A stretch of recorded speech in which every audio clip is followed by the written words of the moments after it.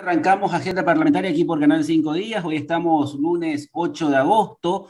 Estamos iniciando esta semana cargada de mucha información porque esta tarde continúa el juicio político de la fiscal Sandra Quiñones en Cámara de Diputados, 14 horas. ¿Se va a llegar al punto final? Es la pregunta que nos hacemos. Muchos dicen que hoy podría ser el día definitivo, es decir, llevar a votación. Si existen los votos, existen, y si no, paciencia. Es lo que estaban hablando algunos parlamentarios. Vamos a tener una mañana bastante agradable porque la temperatura nos indica que si bien amanecíamos con una temperatura de 15 grados, vamos a alcanzar una temperatura máxima de 19, es decir, bueno, vamos a estar ahí entre el fresco y cálido, y es lo que nos presenta este lunes en nuestra ciudad capital y alrededores. Ya estamos en comunicación hoy con el senador Patrick Kemper. Senador, buen día, ¿cómo estás? Muy buen día, Luis. Saludo a todo tu equipo técnico y lógicamente a tu audiencia. Gracias, senador, por acceder a la entrevista. Y ya hablábamos recién y estábamos comentando un poco la construcción de una alianza que ustedes hicieron a nivel nacional con candidaturas a la senaduría, la posibilidad de el renunciamiento a las diferencias por parte de varios partidos políticos y hacer que las prioridades sean las coincidencias. Es un proceso y una experiencia saludable políticamente hablando. ¿Cómo llegaron a este acuerdo entre diferentes partidos para hoy tener una sola lista para el Senado mirando al 2023, senador? Sí, Luis. Bueno, efectivamente, como vos decís, ¿verdad? Fueron muchas reuniones que comenzaron hace un par de meses atrás. Lo que entendimos es que tenemos que juntar fuerzas, pero no juntar fuerzas simplemente por el hecho de juntarnos, sino encontrar las agrupaciones políticas con las que tenemos más similitudes que diferencias. Así que hicimos una alianza estratégica que se llama Alianza Encuentro Nacional con el partido Encuentro Nacional, el partido Hagamos, el Movimiento Despertar y el equipo de la señora Soledad Núñez.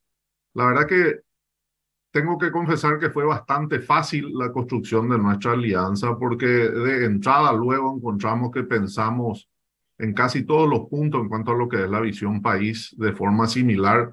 Todos tenemos la misma idea de construir una mejor república, todos teníamos la misma idea de buscar las personas que se comprometan, que quieran dedicar su esfuerzo, su trayectoria de vida, su pasión, su inteligencia, sus ideas en el caso del legislativo, en la construcción de políticas públicas que sirvan a todos los ciudadanos.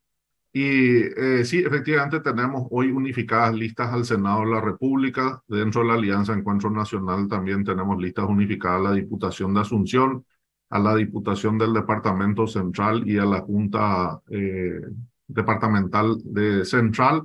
También tenemos alianzas en otro departamento, pero propiamente lo que es Alianza Encuentro Nacional son en estas tres instancias. Tenemos candidatos muy interesantes, muchos ya se presentaron semanas atrás. El día de mañana en el Hotel Guaraní a las 19 horas estamos haciendo la siguiente presentación, inclusive también algunos anuncios importantes. Entonces, estamos construyendo un equipazo que independientemente de quiénes lleguen y quiénes no, la idea es construir un equipo a corto, mediano y largo plazo que sirva de soporte en la construcción de las acciones políticas que vamos a impulsar y lógicamente también en los proyectos de ley. Uh-huh. Senador, días atrás hablabas acerca del hartazgo de la gente de la clase política. ¿Cuál es el mensaje que hay que tener desde la clase política, o por lo menos la clase política tiene que interpretar para las próximas elecciones? Bueno, yo creo que sí, efectivamente, después de unos años en esta función que el pueblo paraguayo me permite a través de la elección del 2018, lo que vemos es que la gente está cansada, ¿verdad? La ciudadanía está cansada de los políticos que no buscan la transparencia, la ciudadanía está cansada de los políticos que no están al servicio de la República y más bien están al servicio de sus intereses particulares. La clase política, o por lo menos una parte de la clase política, no entiende que el tiempo cambió, no entiende que la ciudadanía realmente está buscando ser representada a través de sus miembros en el legislativo. Y creemos que hoy tenemos que construir personas que puedan dar aval de eso, ya sea con su trayectoria de vida o el desarrollo dentro de los cargos electivos que hayan ocupado. Y ahí es donde tengo que volver a tu primera pregunta, encuentro yo que en la alianza, Encuentro Nacional, en los candidatos que ya presentamos y los otros que mañana van a ser públicos, representan mucho a ese clamor que yo encuentro, porque bueno, lógicamente en función recorremos la República y es casi al unísono ese mensaje que recibimos de los ciudadanos, jóvenes, hombres, mujeres, adultos, donde hay un gran clamor de que quieren tener representantes que estén cerca de la ciudadanía, quieren tener representantes de que realmente sean un canal para poder escuchar sus situaciones y que eso se transforme en ya sean acciones políticas de intermediación dentro de las funciones, lógicamente siempre tengo que aclarar, o en la construcción de proyectos de ley que puedan coadyuvar a la solución de la situación que ellos plantean. Ujú. Sí, precisamente creo que tuvimos un periodo, estamos teniendo un periodo parlamentario demasiado atípico, ¿verdad? Porque estamos hablando, si bien las circunstancias fueron diferentes, pero estamos hablando de que casi 11 senadores suplentes asumen la banca y están terminando este periodo senador.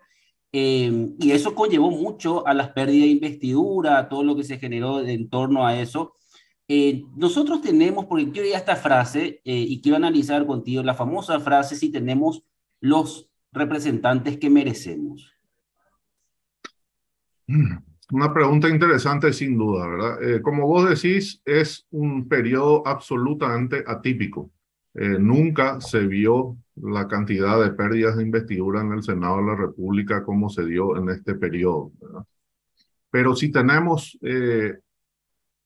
los representantes que la ciudadanía al 100% quiere, yo te diría que no. Y ahí es donde tenemos que ver y probar el nuevo sistema electoral de voto preferencial, ¿verdad? Hay que acordarse que lógicamente el sistema anterior, el sistema de ley electoral anterior, permitía de que ciertos personajes a través de erogaciones económicas puedan ubicarse en un lugar que le permita acceder de nuevo al Congreso de la Nación. Es interesante el sistema electoral que aprobamos. Hoy la gente puede elegir, lógicamente tiene que elegir primero la nucleación política, pero puede destinar su voto a la persona que le dé confianza, a la persona que le convenza a través ya sea su trayectoria de vida, sus propuestas de ley o lógicamente las ideas que transmite. Yo creo que la representación parlamentaria se va a mejorar mucho con este sistema electoral. Y bueno, es una cuestión de tiempo ver que se den los plazos. Tenemos elecciones internas el 18 de diciembre, tenemos elecciones generales el 30 de abril del año que viene, pero creo de que la representación va a responder mucho más a la voluntad y a la intención de la ciudadanía de lo que era en el sistema anterior. Es un sistema que beneficia a los partidos minoritarios. Ustedes vieron que la verdad hay que empezar a unir fuerzas para poder generar espacios dentro del próximo Congreso. Sí, desde la perspectiva netamente electoral tiene desventaja para las nucleaciones más pequeñas, pero eso también nos obliga a tener que ser más ingeniosos, a tener que construir mejor el canal de cómo vamos a hacer llegar nuestro mensaje a la ciudadanía y como vos bien dijiste, sin duda alguna, nos tiene que, o mejor dicho, nos llevó ya a la reflexión a través de las elecciones municipales, donde claramente, y para tomar un ejemplo nomás, y salvedad, y me disculpo con el error en la cantidad de números, pero no va a ser muy alejado de la realidad, solo en Asunción hubo más de 40.000 votos de desperdicio en cuanto a lo que es concejales municipales. En el 2018, si uno suma ciertas nucleaciones políticas que tenemos, más similitudes que diferencias, son bancas al Senado que se perdieron por no habernos sentado a conversar y unificar nuestras ideas, o por lo menos tener un consenso en las ideas que tenemos similitudes y las otras que cada nucleación defienda por su lado, por decirlo de una manera, o a través de sus representantes. Pero sí, efectivamente, hoy con el sistema nos enseñó, para no decir que nos obligó, porque realmente es una enseñanza más que una obligación, porque no, nadie está obligado a hacer lo que no quiere. Esta alianza es algo que queremos hacer, no es una obligación solo a través de un aprendizaje del sistema electoral, sino que realmente creemos que podemos construir y podemos hacer mucho más estando juntos que estando separados, y es lo que nos llevó a construir esta alianza electoral. Sí, claro que también es una estrategia política en el sentido de juntar fuerzas, pero no de forma obligatoria o no con disgusto, sino realmente con mucha felicidad porque creemos que vamos a poder presentar propuestas electorales interesantes. Creemos que vamos a presentar ideas que vamos a llevar a la realidad a través de proyectos políticos o a través de acciones políticas con quien vaya a terminar siendo el presidente de la República el año que viene. Y sumar fuerza siempre ayuda, ¿verdad? La ciudadanía hoy está harta, Luis, hay que ser realistas, están podridos en nuestras peleas, están podridos de que el político está alejado de la gente, están podridos de que el ciudadano no se ve representado, de que nosotros a veces nos encerramos en discusiones que son de los políticos y no de la ciudadanía, cuando realmente el foco de nuestra atención y de nuestro esfuerzo tiene que estar en tratar de solucionar los problemas de la ciudadanía, en tratar de ver cómo hacer de que los jóvenes tengan más oportunidades, en tratar de ver cómo hacer que las mujeres estén más empoderadas, en tratar de ver cómo hacer de que la condición económica de todos los paraguayos mejore, la infraestructura mejore, el transporte mejore. Entonces, hay que enfocarnos en eso, ¿verdad? Nosotros tenemos que enfocarnos como políticos o como propuestas de políticos de nuevo para las elecciones en eso y no enfrascarnos en nuestras peleas que al final no le interesa a nadie y lo único que hace es realmente alejarle a la ciudadanía de nosotros los políticos, cuando lo que tendríamos que hacer es en ser un canal abierto para que la gente pueda acceder y lógicamente puedan manifestar sus posiciones. Uh-huh. Senador, hay una cuestión también que forma parte un poco de la agenda o de la discusión política que tiene que ver mucho con las definiciones de las chapas en la concertación. ¿Cómo estás viendo ese proceso? Bueno, yo creo que está está muy avanzado de forma forzosa, primero que nada, porque hay que recordar que el 30 de agosto vence el plazo para la inscripción de candidaturas y eso le incluye también a las chapas. Y otra vez tenés los calendarios electorales que son de los TEI de cada nucleación o de la concertación o de las alianzas, etcétera, donde tienen fechas diferentes. No precisamente estiran hasta el 30 de abril, algunos TEIs, el TEI del partido Hagamos, por ejemplo, fijó ya el 22 de agosto el plazo para poder inscribir las candidaturas y eso obliga a que todas las conversaciones que se están llevando adelante, eso obliga a que todas las posibles chapas tengan que ir madurando y tengan que ir cerrándose, pero es cuestión de 10 días para que, o un poquito menos tal vez, podamos tener con mayor claridad cuáles son las chapas que van a pugnar finalmente hasta el 18 de diciembre para tratar de conseguir la chapa presidencial para las generales o quienes van a cambiar de objetivo en cuanto a dejar la chapa presidencial o la búsqueda de la presidencia de la República y lógicamente poder pugnar por un cargo en el legislativo, ya sea en el Senado de la República o un cargo a una diputación. Hay excelentes candidatos que hoy están presentados como posibles candidatos a la presidencia, que creo que serían un gran aporte a la construcción de políticas públicas dentro del Poder Legislativo, ya sea en cualquiera de las dos cámaras. Y tengo mucha esperanza que toda esta situación se va a ir alineando en los próximos días y estimo que no va a ser más de 10. Uh-huh. En relación a la decisión del senador, tu colega Sixto Pereira del partido Tecoyoyá de abandonar la concertación, ¿qué reflexión te deja? Bueno, ahí hay un tema que es muy interesante también, Luis, aclarar, porque la gente todavía no hicimos el esfuerzo suficiente como para que se entienda. La concertación es para el cargo de presidente, vicepresidente y gobernadores. Uh-huh. No existe una lista única al Senado a través de la concertación. Nosotros estamos como Alianza Encuentro Nacional dentro de la concertación en los cargos mencionados, presidente, vicepresidente y gobernadores. Lo que sí hicimos es construir varias listas al Senado o a Diputación a través de las alianzas que nosotros construimos o como hay algunos otros partidos que van a presentar listas. La concertación no tiene una lista, hay una lista del Partido Liberal con otros partidos más, está nuestra lista del Encuentro Nacional, está la lista de Patria Querida, está la lista, entiendo que Frente Guazú va a presentar lista propia y me disculpo si hay alguna otra, pero ahora mismo no me acuerdo. Pero yo sí creo a lo que vos ibas, es de que hay que, si tenemos la intención real de que la oposición ocupe la silla de López alcanzando la presidencia de la República, vamos a tener que juntarnos. Vamos a tener que, lógicamente, solucionar nuestras diferencias y ver en qué puntos o ejes de programa de desarrollo del plan de gobierno de quien vaya a terminar siendo presidente podamos llevar en conjunto y cuáles van a ser impulsados a través de los cuerpos o del cuerpo colegiado de sus representantes dentro del cuerpo colegiado de las nucleaciones o las alianzas específicas. Sí es momento de juntarnos, sí es momento de sumar fuerza, si realmente tenemos intenciones de alcanzar la presidencia de la República, de ser el camino.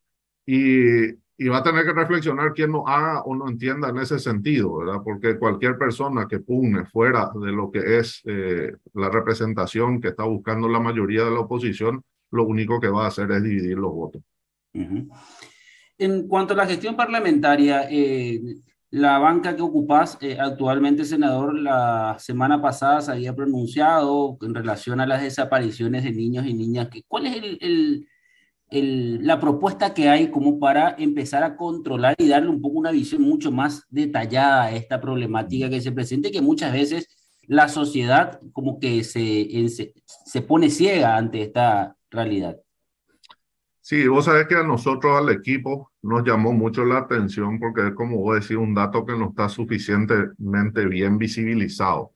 Habíamos encontrado en una publicación de que según datos según un reporte de la Policía Nacional, en el 2021 hubieron 2.500 personas desaparecidas, más o menos la mitad fueron encontradas y lo llamativo es que un gran número de estas personas son niñas, niños y adolescentes y en un porcentaje mayor de sexo femenino. Y ahí comenzamos a hacer un poco una revisión. Existe un protocolo de la Policía Nacional, existe un acuerdo internacional firmado por el Paraguay y una ley también, no recuerdo el número 3.900 y tanto. Y lo que estamos haciendo en este momento es desarrollando pedidos de informe para poder tener lógicamente la información precisa a través de las instituciones. Estamos haciendo una revisión de ese protocolo porque creemos que tienen que hacerse algunos ajustes conforme a sugerencias que hicieron algunos organismos especializados en la materia.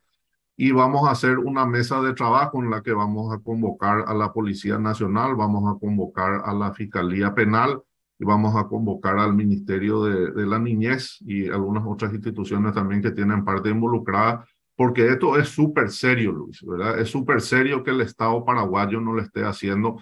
Quiero ser prudente que quisiera esperar la información en cuanto a los pedidos de informe que estamos haciendo para no hacer una acusación, porque tal vez se está haciendo mucho más de lo que vemos. Yo creo que no, porque fue un dato absolutamente invisibilizado, no teníamos la información, no es algo que realmente yo vea con facilidad y es un tema. Estamos hablando de personas desaparecidas, estamos hablando de niños, niñas y adolescentes desaparecidos. Tendría que ser parte de la agenda del gobierno, tendríamos que nosotros estar muy bien informados de cuál es el gran esfuerzo que el Estado paraguayo tiene que estar obligado a hacer para poder solucionar este tema.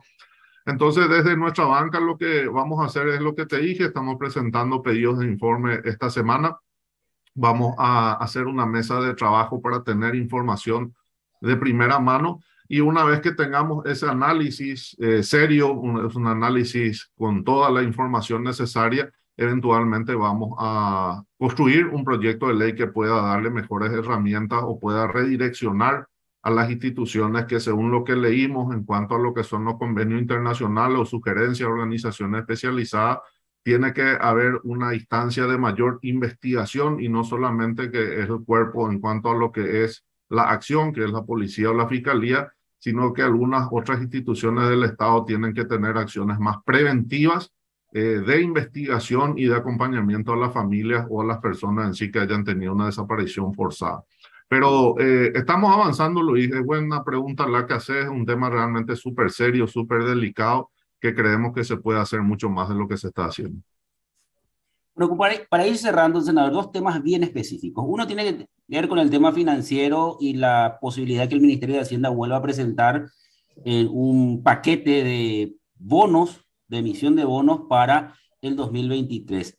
¿Tenemos una política de endeudamiento muy desordenada? Bueno, yo no diría que es muy desordenada. A mí lo que más me preocupa realmente es cómo vamos a pagar todo, ¿verdad? Nosotros tenemos una carga tributaria baja como país, pero que es una ventaja también, ¿verdad? Una ventaja porque permite el desarrollo de las actividades económicas o las inversiones. pero hoy tenemos 615 o 625 millones en puerta que se están analizando. No hay acuerdo político para avanzar, son 215 millones, si mal recuerdo, la Ruta 12, una deuda histórica también del Estado paraguayo, pero es nuevamente deuda. Es una ruta que hace muchas décadas los ciudadanos están solicitando que sea todoterreno porque afecta a sus actividades y su vida. Tenemos 400 millones de dólares en dos paquetes de 200, donde son 200 millones de dólares para el Ministerio de Salud, donde se necesita para la compra de vacunas, y la otra parte para pagos de deudas de obras realizadas o en ejecución, donde podemos discutir si el proceso de precios es el acorde o no, pero son deudas genuinas del Estado paraguayo, son obras que se están realizando, se hicieron. De todas formas, todavía no hay un acuerdo, se está estudiando, se está tratando, se está conversando, se está hablando con los sectores involucrados, se está hablando con el Ministerio de Hacienda. Sí se tiene que hacer una revisión en el sentido que vos decís, pero a mí personalmente lo que más me preocupa es cómo finalmente se van a pagar todas estas deudas. Y eso es donde tiene que acompañar, lógicamente, que si bien se hicieron muchos avances, pero todavía hay mucho por hacer, la optimización del gasto público, la revisión realmente de los precios en tantas cosas que el Estado paraguayo hace, el abuso o el posible abuso en cuanto a las licitaciones que se hacen, en cuanto a cantidades, precio y calidad que creemos que no se ajustan. Hay lógicamente mucha mala intención por parte de algunos proveedores del Estado, donde muchas fueron de público conocimiento. Creemos que se tiene que hacer una revisión integral realmente del gasto del Estado. Muchos avances se hicieron en el recorte de gastos superfluos en este periodo, los cuales muchas de esas acciones también nosotros impulsamos. Tiene que ser un proceso integral que no solamente tiene que enfocarse en cuanto a conceder préstamos y ver cómo pagar, sino como Estado realmente que cada moneda que tiene el Estado paraguayo a través del aporte de los contribuyentes, de todos los paraguayos, sea utilizado de la mejor forma y que lógicamente eso pueda redituar en un beneficio para todos los paraguayos. Uh-huh. Bueno, por último, senador, esta visita de los congresistas de Estados Unidos, ¿cuál es el comentario que hacen entre ustedes? ¿Cuál es la señal o el mensaje que se quiere dar desde el Congreso de los Estados Unidos cuando un grupo, una comitiva de parlamentarios visitan al país? Bueno, no, mira, la visita de parlamentarios, normalmente parlamentarios paraguayos también visitan muchos otros países, en ese sentido no hay mucho problema. Uh-huh. Pero sí, tengo entendido que tienen una agenda, la verdad que no me inmiscuí mucho, pero por la información que tengo tienen una agenda de incentivo de cooperación entre el Paraguay y los Estados Unidos. Hay que recordar que los Estados Unidos es un país muy fraterno con el Paraguay. Nosotros tenemos muy buenas relaciones, tenemos ciertos programas de apoyo también. Entonces, no, mientras impulsen acciones que beneficien a la economía paraguaya, que podamos tener, lógicamente, comparando la economía norteamericana con la paraguaya, hay una diferencia muy, muy marcada. Mientras esta visita sirva como instrumento de acción desde el Ejecutivo o desde el Parlamento paraguayo, para que podamos recibir mayor cooperación, que podamos recibir mayor intercambio de tecnología, de inteligencia en cuanto a la lucha contra grupos delictivos, de narcotráfico, etcétera, etcétera, creo que siempre va a sumar. La perspectiva de mi punto de vista tiene que ser esa, la de buscar cooperación que beneficie en todos los programas que tenemos, que al final lo que reditúa es mejor condición de vida para los paraguayos y que los ciudadanos puedan recibir mejores servicios de calidad por parte del Estado. Senador, muchísimas gracias por el tiempo, muy amable, buen inicio de semana. Muchas gracias a vos, Luis, siempre a las órdenes, y mi saludo a todo tu equipo técnico ahí y lógicamente a tu audiencia. Gracias, senador Patrick Kemper, hablando acá con nosotros acerca de la necesidad de empezar un poco a mirar el 2023 de otra perspectiva, de la perspectiva de la representación, de quiénes son los candidatos, cómo se presentan, de dónde vienen y qué quieren para la ciudadanía. Bueno, vamos a cerrar este bloque, esta edición de Agenda Parlamentaria, hoy y mañana martes con lluvias, ambiente fresco a frío y vamos a tener temperaturas agradables a lo que va a ser las diferentes jornadas de esta semana. Cerramos, 58 minutos de la hora 8, será hasta mañana.